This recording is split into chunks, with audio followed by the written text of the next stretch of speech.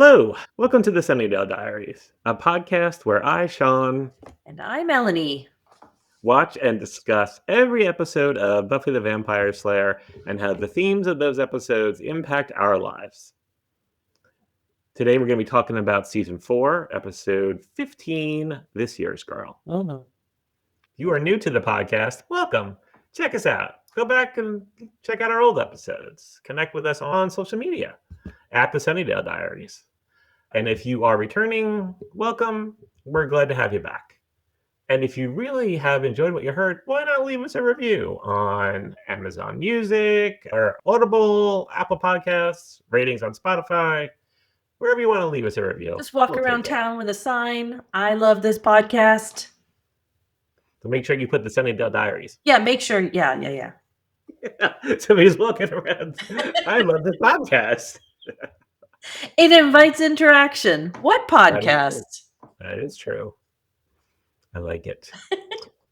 So, This Year's Girl. Yeah. Return of a previous character. Yeah. And she's got some issues. I mean, she had a lot of issues before she was in the coma. Yes. But And coming out of it didn't help. Did not. So of course we're talking about Faith. Mm-hmm. Lahane? Is that her last name? What's her last name? Yes, very good. Oh, thank you. It's in my brain. This show is in my brain. Welcome to my world. So yeah, and so the main thing I think in this episode when she comes out of it is she wants some revenge on Buffy because she still is comparing herself to Buffy. Mm-hmm. In that Buffy is the superhero, blonde, holier than thou, like everything she does is in the light and right and perfect. And Faith, not so much. Poor Faith. Yeah, I mean, she definitely has had a rough life like that we know of, like over the last 2 years. But she hints even before that it was bad. Yeah. And you said that quote by Teddy Roosevelt right before we got on. Comparison, is a thief of joy. Yeah, that's true. And yeah, I know I have fell into that trap more than once in my life.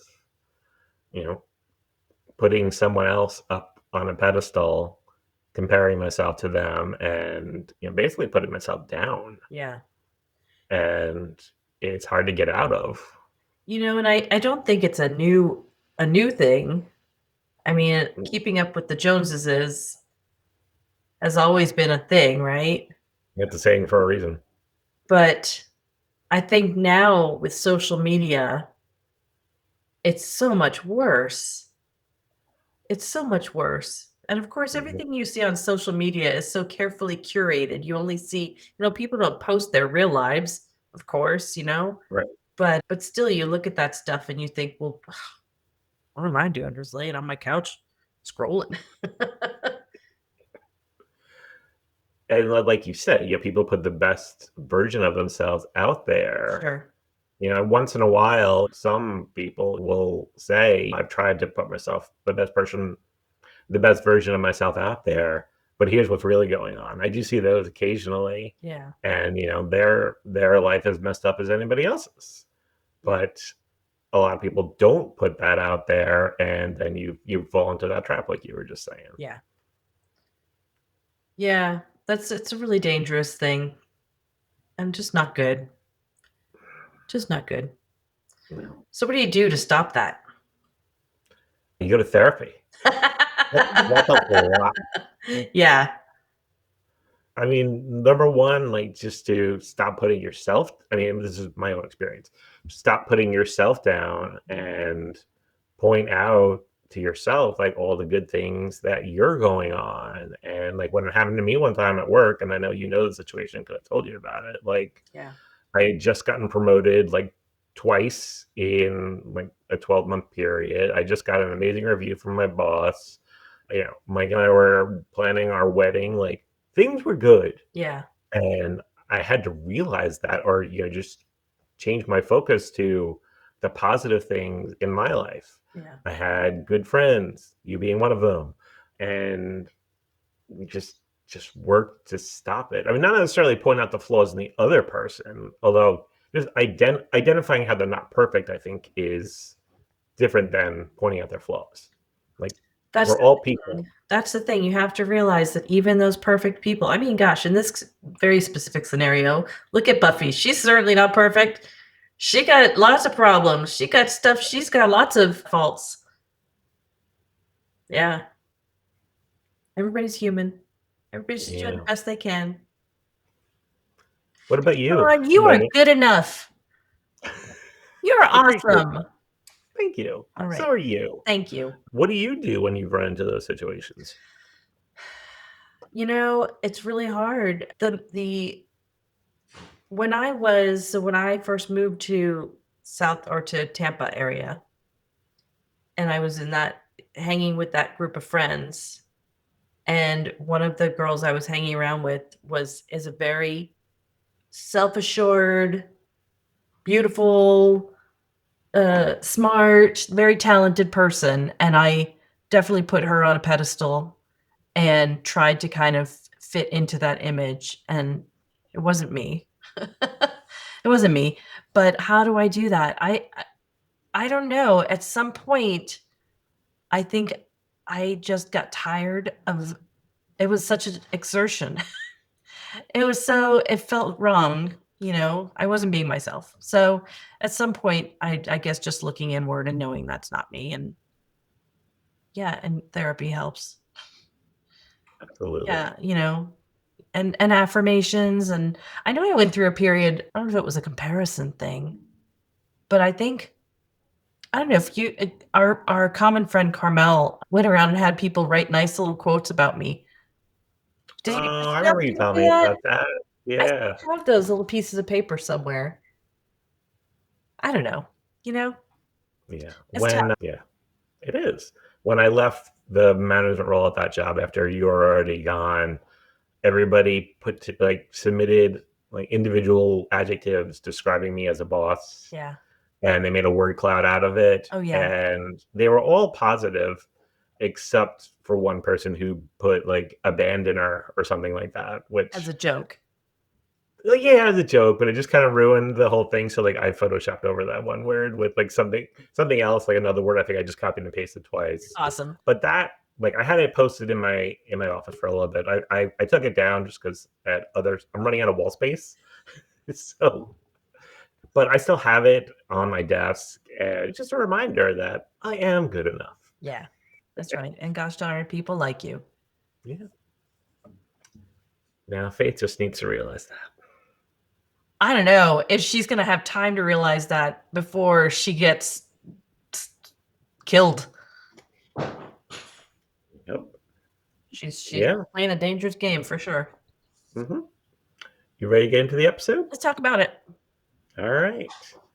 Season 4, episode 15, This Year's Girl, aired February 2000. Yeah. So, little story about this. I remember when this episode was airing live, Mike and I were at Circuit City buying a new stereo. So we're browsing, and it's on all the TVs. And I'm seeing Faith. I'm like, we gotta get home. We gotta get home right now. We still have that stereo. The CD player part doesn't work anymore. The tape player doesn't work. So we have like our Alexa hooked up to it, to the speakers. Yeah. You I still didn't have just it. stay there in the Circuit City and watch it? No, I wanted to watch it at home because Oh, man. we had just gotten TiVo, I think. So, but it was like seeing that, having no idea that was happening, Yeah. that was going to happen. And I'm like, I get home. Let's go. Did you? I know I asked you to try and avoid seeing the screenshot image for this episode. Were you able to avoid it? I did. I avoided it. Nice. Yes. Were you surprised when she came Yeah, on? so my first note here is, wait, what? Wait, what? Faith? So, on the previously on, it's really about Faith showing up in season 3, going rogue, Mayor giving Faith the knife, the jackal, Buffy stabbing Faith, and Faith in the hospital. Yeah. In a coma. And dreaming. Dreaming, yeah. I wonder if that's really a thing. Yeah. Do people dream in comas? Have any of you ever been in a coma? If so, email us at thesunnydalediaries@gmail.com. We have questions for you. Did you dream? That's interesting.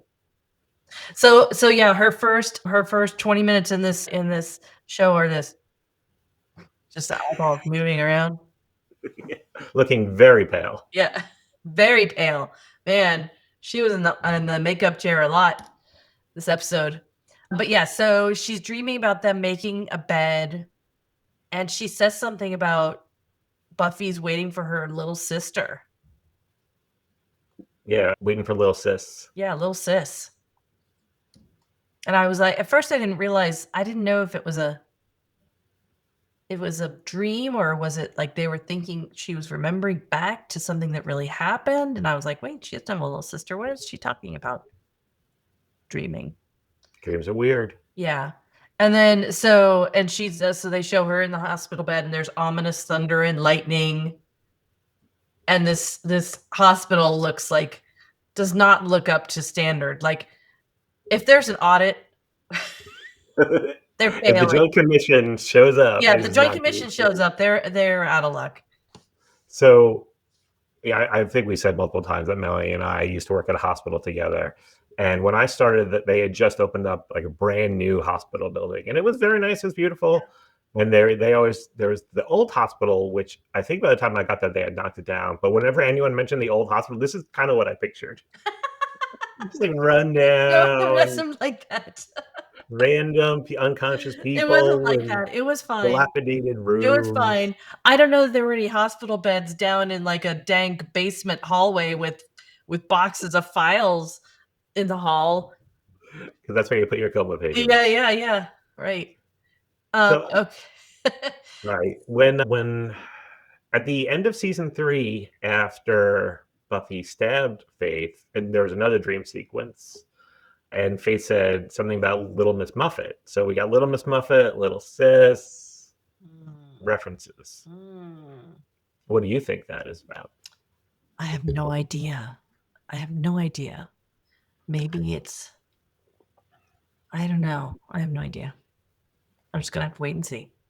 Okie dokie. So then we get our credits, and then we're in Xander's basement, and Xander is trying to repair the high-tech laser blaster thing from the initiative. Yeah. And there's a funny bit where he shocks himself with the thing, and the smoke is kind of coming off of him. Yep. Like a cartoon. I thought his outfit was rather interesting.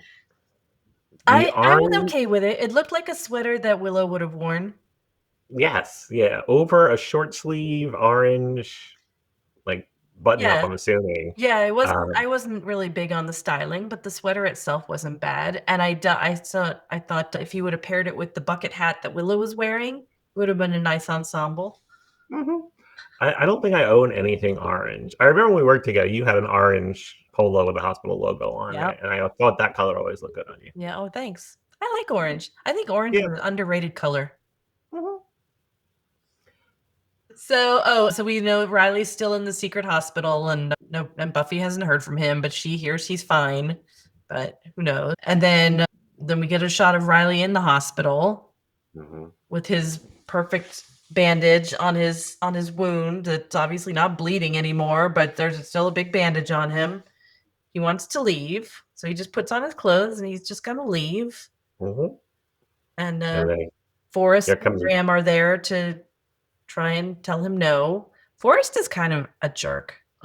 He's a jerk. He's kind of whiny. Yeah. Graham refers to Riley as Rye. Hey, Rye. The nicknames on this show are not good.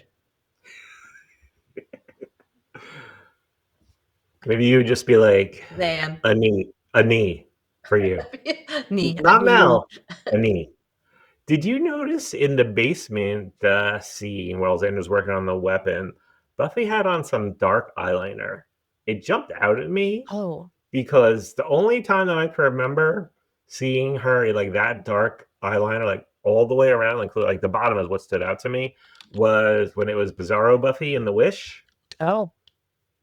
So I don't know if that was intentional, Let's see. Images. like some nod to Faith coming back. I don't know. But I did like her hair in this episode. I said that like a layered thing she had going on. I did not notice her eyeliner. But yeah, maybe it's like maybe because Faith is here and so it's a little bad girl callback. Faith is having another dream, having a nice little picnic with the mayor. Very sweet, yes. Yeah, but also a little achy. And there's a little snake. There's a little baby snake. Yeah. Oh, and I was like, ooh, is he gonna break that snake's neck? If snakes have necks, I don't know. I don't know. He's gonna like just. Yeah, and I don't know like if that was like a reference to the snake demon he became or what, but it was interesting. Maybe it was like a biblical thing. Mm. But then he's like, no, snake, you don't belong here. And he puts it right back on the blanket. I don't know if he thought the snake was going to crawl away. Maybe that trained snake did not act the way it was supposed to that day. No, he did not get his treats.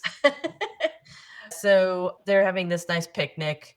And then Buffy enters and she's got a knife. Thinking about that we know Faith would never crawl away and be scared. She would be totally confrontational with Buffy.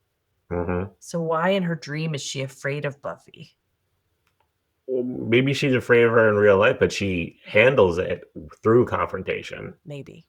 Whereas this is like revealing like how she's really feeling on the inside. Oh, yes. Okay. All right.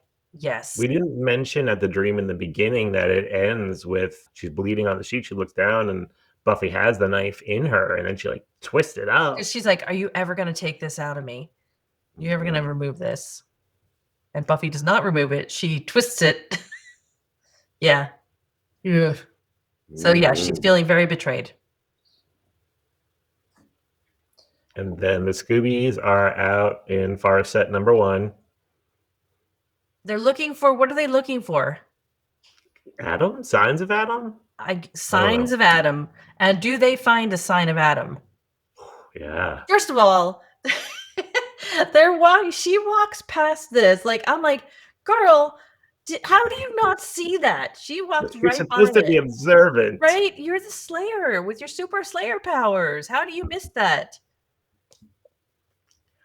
But it's definitely creepier when you get the Willow and Xander flashlight backlighting. How would you describe what she? I think you just said it, but how would you describe? Yeah, flame. And like the cut openness and Yeah. the work. Yeah. They did a good job with that. I gotta say, like that from was a pretty gross. Yeah. props, special effects. Yeah.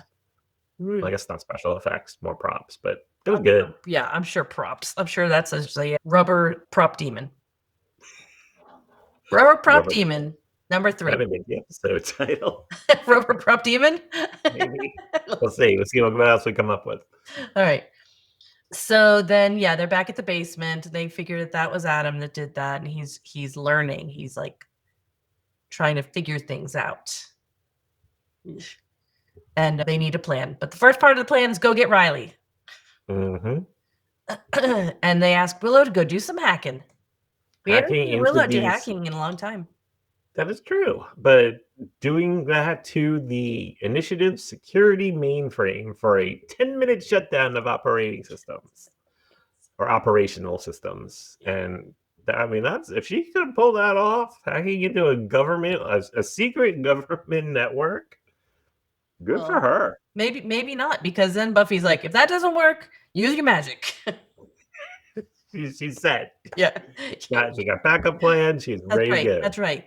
And Xander, get us whatever gear you've got. Like, why would you go to Xander for the gear? Why wouldn't you go to Giles for the gear?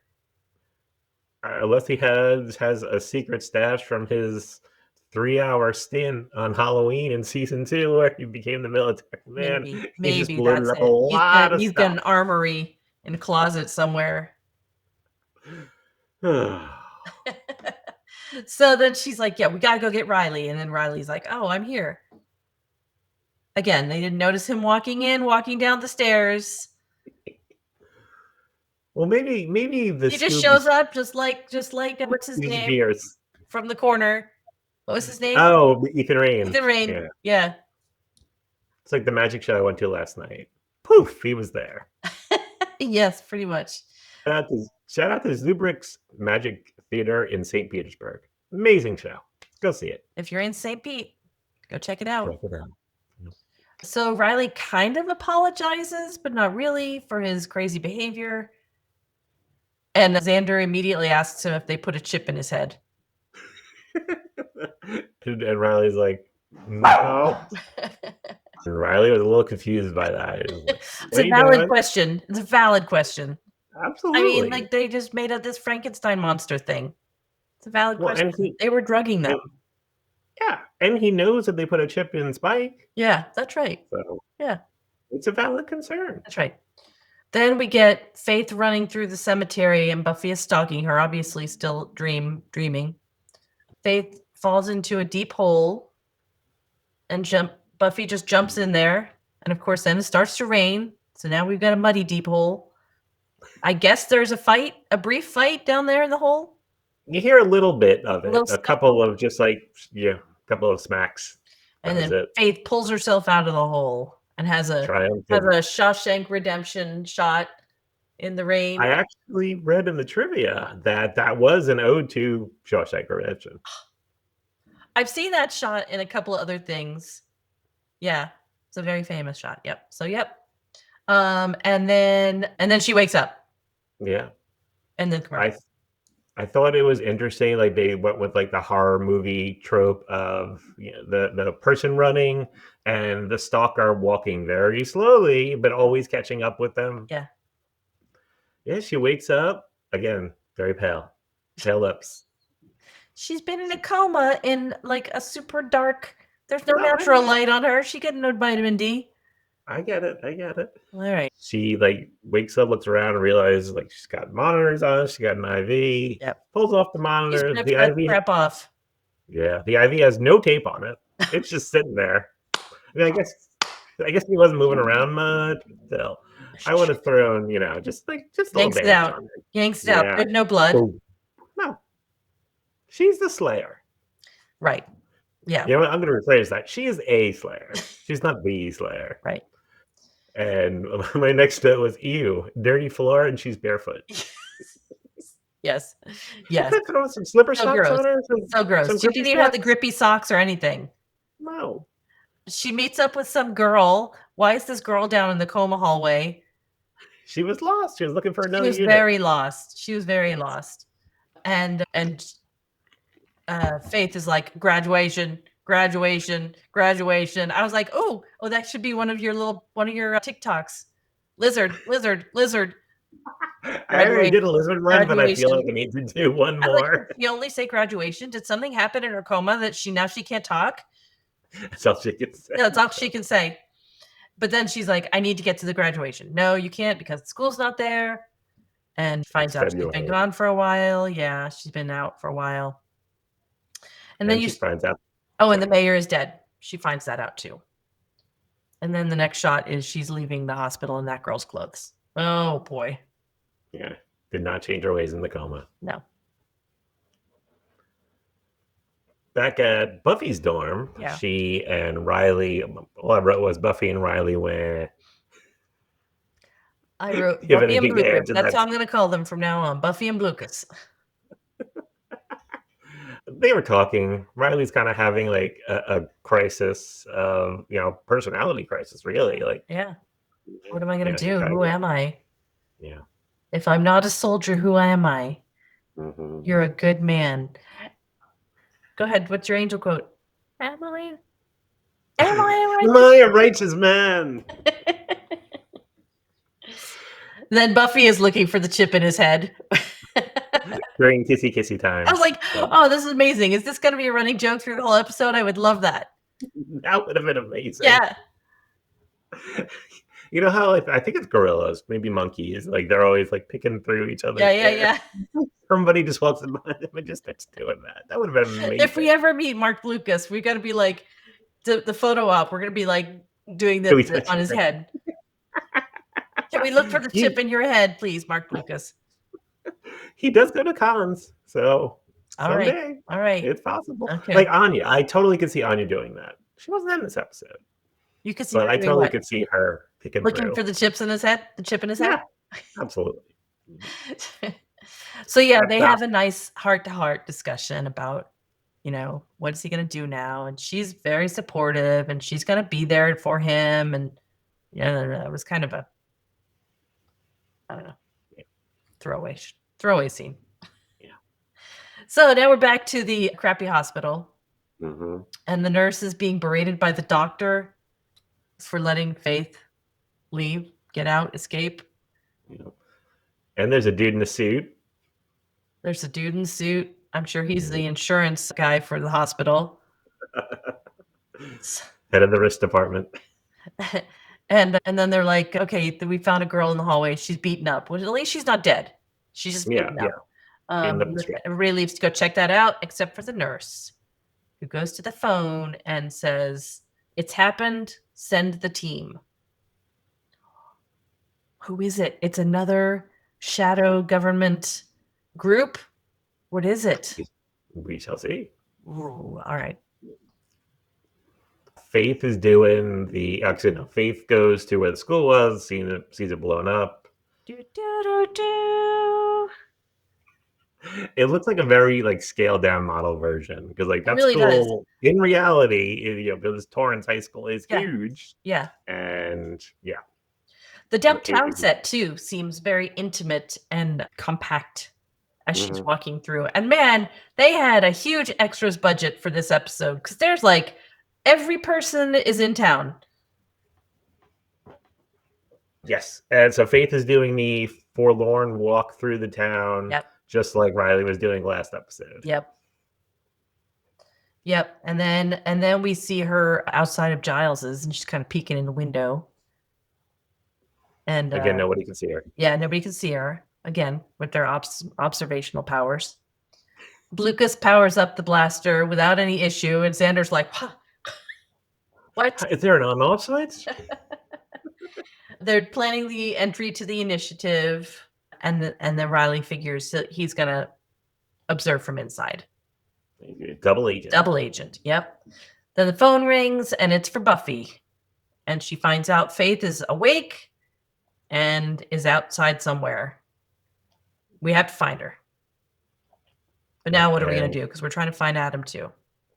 I did like Xander's line here. I hate to see the pursuit of a homicidal lunatic get in the way of pursuing a homicidal lunatic. That's great. That was a good one. Yeah, that was a good one. Buffy says that Faith is her responsibility. I wanted to ask you, what do you think of that? Why is it her responsibility? I Why don't is Faith her know. responsibility? It's like a Slayer thing. I thought the same thing. Maybe because she feels responsible for, what happened, what went down, and that she didn't kill her outright. That she didn't really take care of the problem. And so now she's going to have to take care of things. It was her compassion and relationship, or what she wanted to have a relationship with Faith, that kind of let things get to where they were. Right? Yeah. Yeah. Willow jumped over the line here. That was the funnest coma ever. Buffy does seem sympathetic to Faith's plight, though. She does. As much as she knows that she has to be stopped, she knows what Faith has been through. That she's had it hard. I liked Willow's line. Ass Kiki makes a solid plan B. I agree with her. I mean, Faith needs to be put down a little bit. Yeah. Not only put down, but like she needs to be subdued. Yeah. And then the line at the end of the scene where Lucas just goes, "Who's Faith?" Yep. That didn't come up in the 3 months that Riley has known about Buffy being a Slayer. I mean, she can't cover everything that's gone on in the last 4 or 5 years. Has she learned nothing? No. But then she does say, she gave him kind of like the quick version, of who Faith was. Omitted some facts, some details. As she and Willow are walking around campus talking about it, walking up to the little school poster board thing, and who turns around? It's Faith. It's Faith. She just pops up like, "Hi, Buffy." That's right. And she is 5'5", Ugh. rested and rejuvenated and ready for payback. Yeah, she got the new lipstick.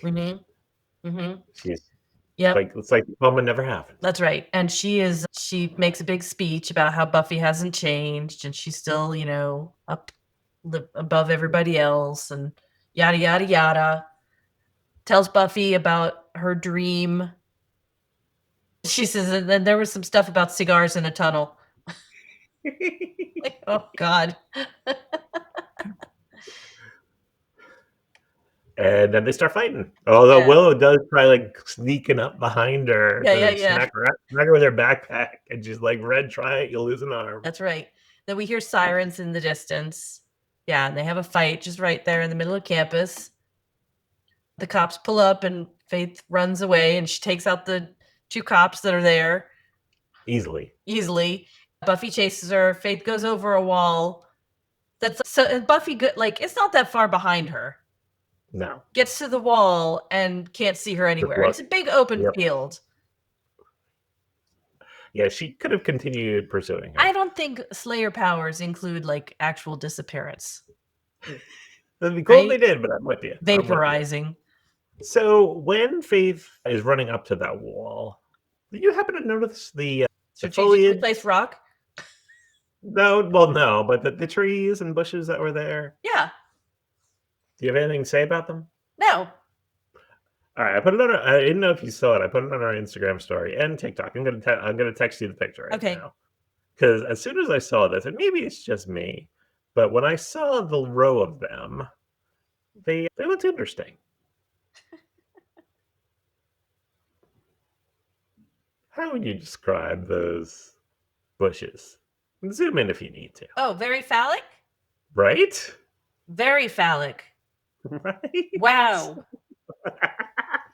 with balls and everything. I know. Wow. No, all I really noticed was the strategically placed rocks so they could step over the wall, which I was like, all right, we know from season 1, episode 1, that she could just take that wall in one leap. Easily. Yep. Easily. That's funny. No, I didn't notice that. That is funny. Okay. Next scene, Willow and Tara walking around the canteen, I believe. Yes. And Willow's filling Tara in on Faith and how dangerous she is. And they're just gonna observe for her. No interaction. Yeah. And then Willow calls her a cleavagey. Willow calls Faith a cleavagey slut bomb going around. Ooh, check me out. I'm wicked cool. 5x5. And then Tara, what's 5x5? 5x5. And Willow's like, that's the thing. Nobody knows. No one knows. But they're gonna hide until nightfall. They recon till nightfall, and then they do the hiding. That's right. Yes. They recon till nightfall, then they do the hiding, then they float some roses. Yep. Got it.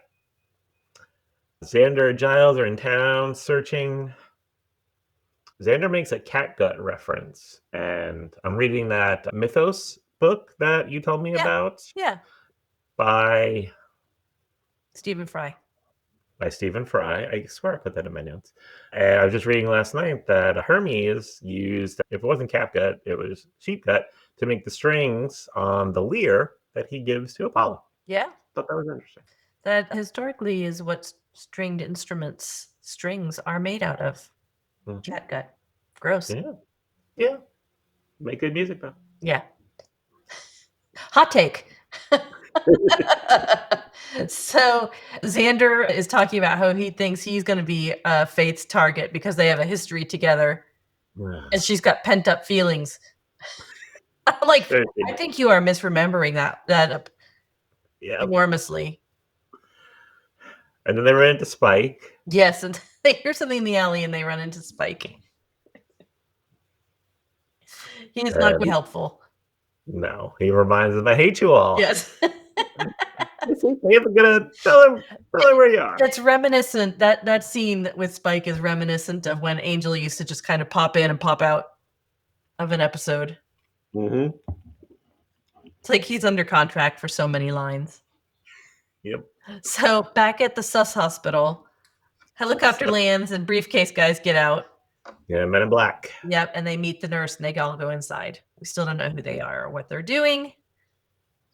Now we're back downtown and Faith is evading the cops, but there's a POV camera shot. Somebody's watching her and it's a demon who comes out and says, "Faith, I have something for you." from a friend of mine. A friend sent me."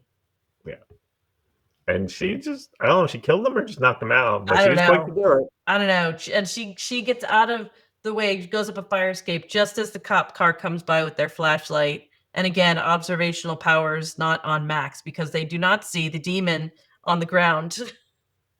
Or Faith. Or Faith, because the flashlight goes just under her feet as she goes up the ladder. They can't see that. Only a horizontal flashlight. Yes, can that's move right. in That's the right. direction. Yes.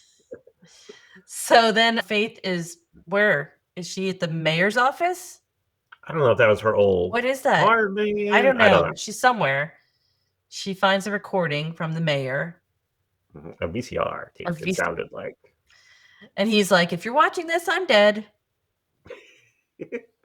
At least he was, smart enough to make this tape for her, like realizing, hey, this might not work out. Yeah. Yeah, I guess. He says something about, because I'm a realist. So, yeah. But he says that he left her a device. This was funny, the way he recorded this. "I left you something." And he's like, "Go ahead, open it." "No, open it." "Go, open it now." Like you imagine the conversation they were having. But she opens it, and it's some kind of weird device. Mm-hmm. A metal thing. A metal gizmo. some kind of metal device. And he says, without him there to protect her, her days are numbered, but she can go out with a bang. So, I think she's doing just fine without him. Yeah.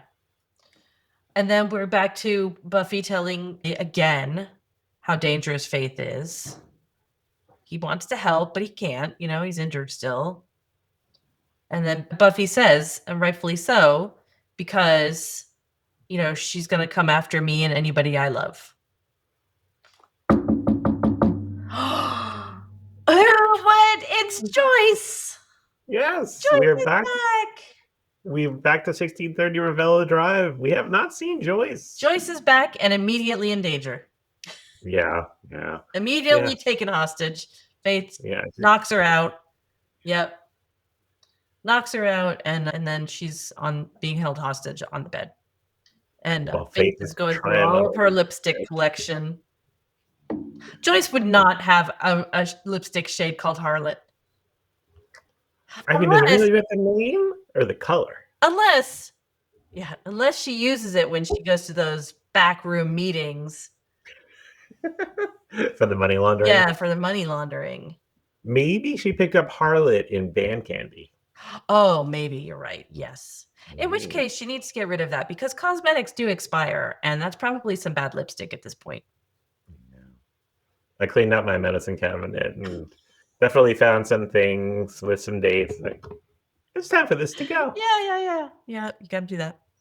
So then Faith is like lecturing her about how Buffy is so into herself and hasn't even had time for you, and she doesn't even know. Did she even call you to warn you that I was out?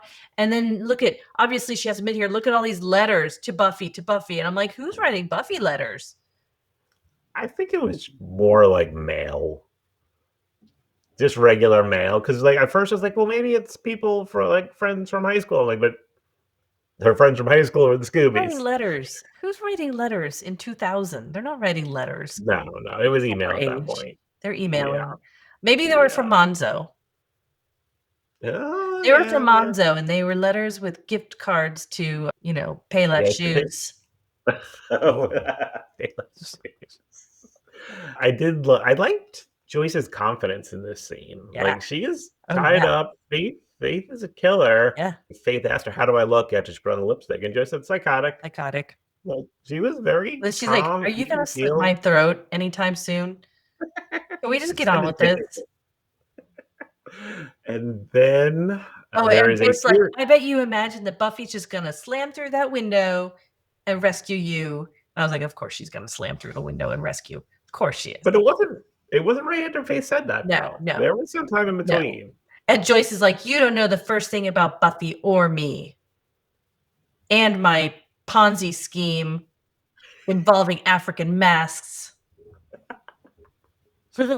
Fertility statues. I've missed Joyce. I did too. Yeah, because I don't think she's been on since maybe the first episode of the season. Yeah. So then we have a series of multiple plate glass moments. Yes. Oh, but first, Faith says, "Face it, Buffy was over us a long time ago, Joyce."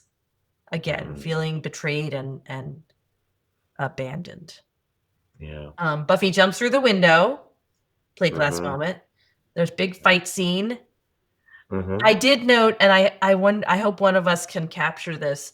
There was a really funny sound effect when they're in the dining room and Faith grabs a vase off of the mantle and throws it at Buffy, and there's like a whoosh Oh, really? cartoon sound effect. Yeah, some of the sound effects of this show are pretty amusing. I still think the best one was the ice cream machine sploosh from earlier in season Yes, 4. awesome. That was a good one. I also noticed that the music during the fight scene was the same music when Buffy and Faith were fighting in the season 3 Oh, you're really part good 1 stuff. finale. Like when they're handcuffed together. Yeah, I did not. That was the same music. Well, you're good. Well, didn't show before. And then we cut over to Giles. Giles comes home into a dark apartment, but there's some guys there. Is that the same guys from the helicopter? Mhm. Okay. Hello, Rupert. Oh. Mhm. Oh. All right. And then back to the fight. Buffy crashes through a glass door in the house. PGM number 2 PGM. That needs to be a shirt. PGM. with broken glass. Yeah. Faith puts the mayor's device on her hand. This is the screen print you showed me, I think. The screenshot, yeah. The screenshot, yeah. Yep. She grabs Buffy's hand with that hand. Something happens because there's like lights or something. Yep, wibbly wobbly lights. Yep. And then Buffy punches Faith out. And the cops arrive. Yep. Buffy says she's okay. And then she says, "I'm 5 by 5. With kooky eyes. Is this like Freaky Friday? Oh, We'll have to wait for part 2. That's my guess. It's like Freaky Friday. They changed places. Okay. And now Buffy is going to be in Faith's body. Hold on one second. So if she is in Faith's body, Yeah. and Faith is in Buffy's body, Yeah. then what is that going to be like? So it could go like this. Like Faith is in Buffy's body and pretends to be Buffy and help them take out the Faith body that now houses Buffy. And then Faith will just live as Buffy, like she might want that because she thinks that Buffy has it so good. I can imagine a scene where Buffy as Faith is trying to say, no, it's me, I'm in here. Or maybe they don't realize that they've swapped. No, that wouldn't be it. Yeah, I don't know. I know there's going to be a scene where they're going to be like all ganged up against Faith and she's going to be like, no. And it's going to come close. Like they're going to almost kill her, but not. Right. It's going to be my guess. And this is assuming they actually did switch bodies. That is true. What else could it be? They just exchanged spleens. They just exchanged catchphrases. And Buffy's going to be like, I'm 5 by 5. Damn it. No, I'm not. I'm fine. Oh, man. And then Faith's going to be like, I'm winning. Ugh. How many steaks did you give the Sears Girl? I will give this one 3 steaks. Okay. I went with 3.75. Okay. But it's kind of hard because I know what happens next, so Oh, that may have yeah. played into it Yeah, a yeah, little yeah. bit. Yeah. So when we grade the next one, when we rate the next one, should we grade it as like the full episode or just as part 2 of the? I think for that one, let's do the whole Okay. part, like the whole storyline between parts 1 and Okay. 2. All right. All right. Your favorite line? My favorite line was, "I hate to see a homicidal lunatic get in the way of a homicidal lunatic."